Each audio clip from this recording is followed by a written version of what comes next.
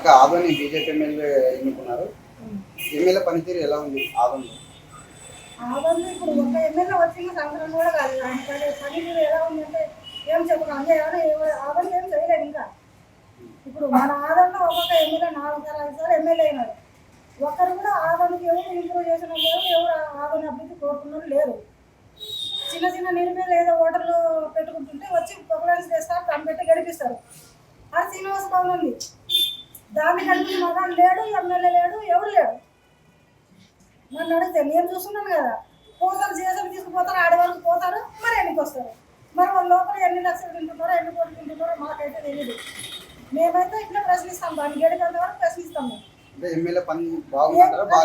First మేము నేర్చుకుంటాం ఎమ్మెల్యేని. అదే రోడ్డుకి అడ్డంగా ఉంది, ఇంతకుముందు యాక్సిడెంట్ అయింది, చచ్చిపోయినారు ఆడ, అయినా దానికి కదిలేదు. మీరు ఏడాది అన్నం రోజు ఇంత 3 రూపాయలు పుచ్చుకునే వాళ్ళు ఆడకొచ్చి పొగలను పెట్టి బోర్డులు గడిపించి ఇట్లా అన్నీ చేస్తారు. అప్పుడు నిరుపేదలకు ఏం చేస్తారు అట్లా? అది అందరూ తెలుసు అది శ్రీనివాస భవన్ గురించి, కానీ దాని గురించి ఎవరు ముందుకు రావు. అంటే లక్షలు తినేవాళ్ళు బాగుపడాలా? ఇట్లా 100 రూపాయలు 50 రూపాయలు సంపాదించుకొని బతికే వాళ్ళు బతకకూడదు. వాళ్ళకి పొగలను పెట్టి తెచ్చి పెడతారు. ఈ గవర్నమెంట్ ఎవరికి ఏం చేస్తుంది పేదలకి?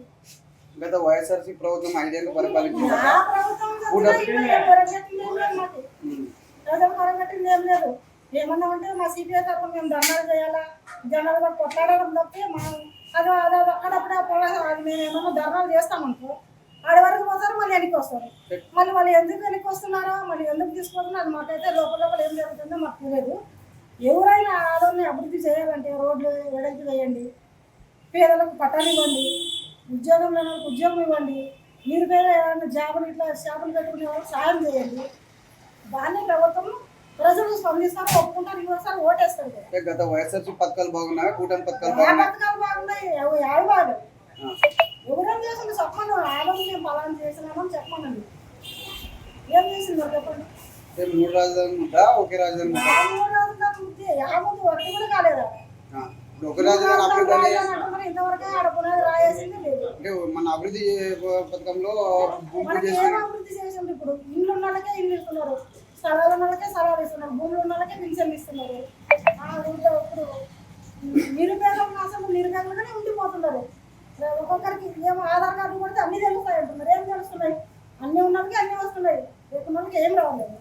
ఆదోని బీజేపీ ఎమ్మెల్యే పనితీరు మీకు ఎలా ఉంది? కొంచెం పర్వాలేదు.